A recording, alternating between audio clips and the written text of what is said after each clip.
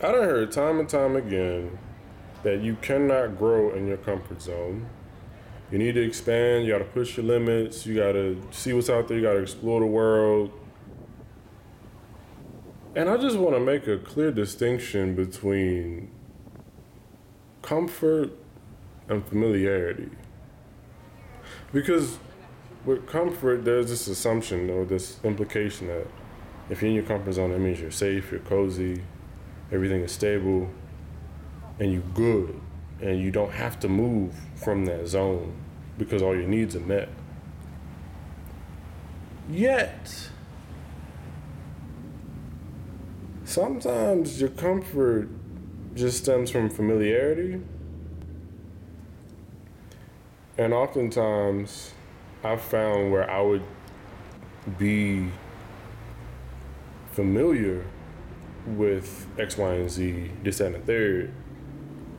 And then I just derive comfort from it because I can predict the outcomes of a given situation. I can predict how I'm gonna respond to situations. I can predict something. Like there's comfort in familiarity where I know to a certain extent what's gonna happen next.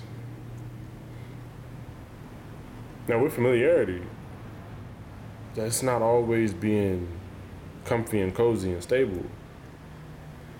But with familiarity is just, I am familiar with this. And there's an ounce of control in it. There's an ounce of comfort in it, but it doesn't always mean that that's the most healthy situation to be in. That's the most beneficial space to be in, like physical space or head space.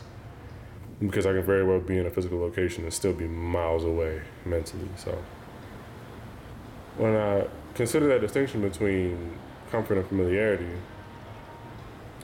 and how to expand that, to a certain extent, me just telling myself I need to get out of my comfort zone, that's not 100% productive, 100% beneficial, 100% effective. Because if there's one thing that I know I enjoy, and I know a lot of other living organisms enjoy, is stability. Now, creating stability for myself, that looks different depending on what stage of life, what phase of life, what season of life I'm in. And it's so intriguing.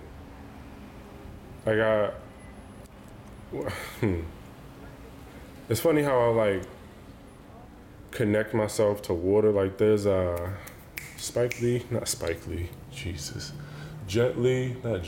Bruce Lee. Bruce Lee and his ways of just be like water, right? So with water, also my birthday is in July. I'm a Cancer and I'm a water sign. So if you're into astrology, go ahead, read me, feel free. But when I think about myself as water, I think about conforming to whatever situation I'm in. I think of being flexible and being able to adapt to instability and being able to thrive in ambiguity and learn, like knowing how to read a room or gauge the temperature in a given space or social context, what have you. But then I was like, okay. But recently I've been unpacking why that isn't always as beneficial as I think it is. Because if I'm always conforming to situations, if I'm always taking the shape of my container, then where does that leave room for me to be and like just be and just be comfortable with just being, no matter what the container is. Rather than me having to conform to the container, I can just be, and then the container is going to do what it do. But me being familiar with always taking the shape of my container, it's been holding me back in certain areas of my life. It took me 26 years to figure that out. But now that I'm figuring it out, it's like, oh snap, this one character trait of mine that I thought was so beneficial, it's like, nah, bro, it has its pros and cons, just like a lot of things in life. And just being familiar with taking the shape of my container and then making that seem like it's my comfort zone because, you know, I'm being flexible and I can thrive in ambiguity.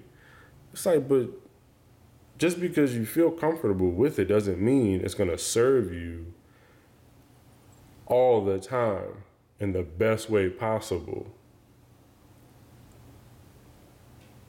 And with being familiar with how my mind works, or at least how I think it works, if I just keep playing those same routines over and over again, then it just becomes familiar. Then it just becomes a habit. Then it becomes just a pattern. And then I internalize it as a character trait. And it's like, oh, no, this is just who I am and how I'm supposed to be.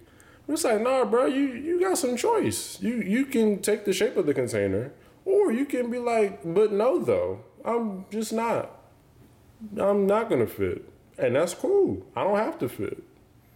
I don't have to ebb and flow just to make everything else around me flow. Like, I don't have to be the one who conforms. I don't have to be the one who agrees or the one who keeps the peace or the one who, you know, doesn't step on anybody's toes. No. Now, in making that realization, I'm not only stepping out of my comfort zone, but I'm also just expanding my comfort zone. Because I think a point of it, our comfort zone, at least the way I perceive it, it's a fixed space until we intentionally expand it. And to expand it, you do have to do things that are uncomfortable. Because it's not until I do it or I think about it or I experience it, like I have to experience it for me to become familiar with it.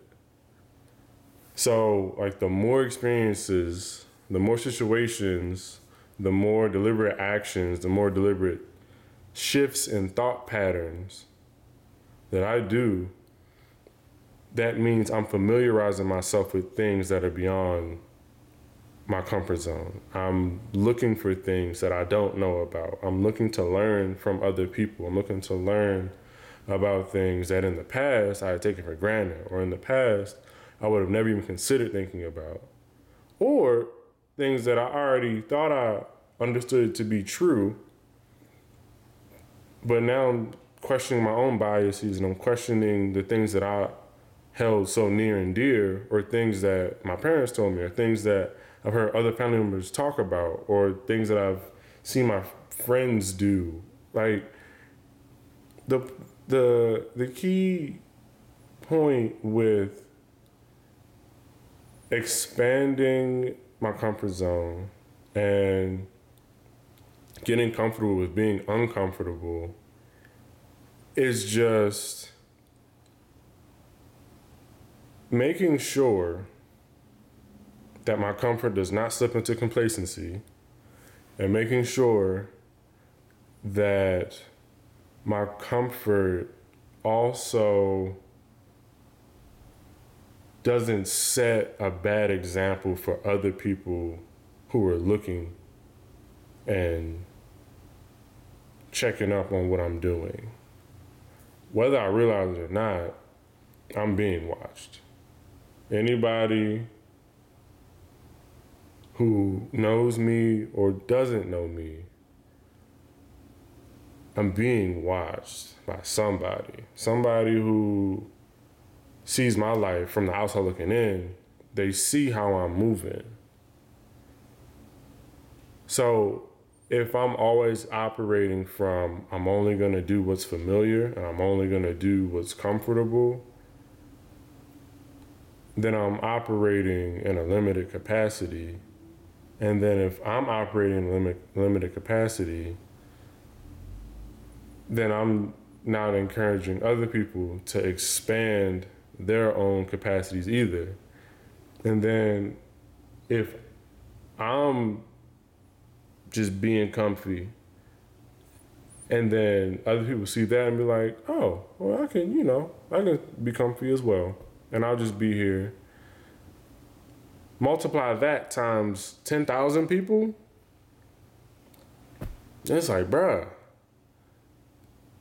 if we all just operating out of comfort and operating out of fear of the unknown, out of fear of ambiguity, then it's like, where we gonna go as society, as humankind? The one thing that living organisms enjoy is stability, right? But another thing that is so intriguing is specifically like with humans, how we're honestly so creative and so curious and sometimes foolish in our quest for exploring. But if you never explore, then you never expand your comfort zone. You never engage with the unfamiliar. And I think that's so necessary for growth, so necessary for development, so necessary for passing down lessons to future generations. Because if we keep operating out of just routine and doing the same things that may have served us in a past season, but are completely irrelevant and outdated in a present season, then I'm just imposing limits on my own life and quote unquote shoot myself in the foot. So even as I record this is me expanding my comfort zone. And expanding it so much to the point where I am comfortable with being uncomfortable in a way that's like me experiencing new things and me exploring unfamiliar territory in aspects of my own life. All of this is a very nuanced conversation, so let's be very clear about that. I'm not saying just go hurt yourself, but I'm saying too much comfort leads to complacency, and too much of anything, not the best. Get comfy with being uncomfy, because when you're uncomfy, you're forced to grow, and growth tends to be a good thing. So I'll leave you with this. Don't let yourself stop yourself from exploring yourself and exploring the world and doing what you can to make it better for at least one other person. Because in this life, we don't be living it alone. And contrary to popular belief, we really be all living the same lives, low key. To a certain extent, all of our problems are interconnected, but then all of our joys are also interconnected. So if I'm gonna live life in a way that can spread more joy, them problems, I think that's a pretty dope approach to this thing called life. So that's it.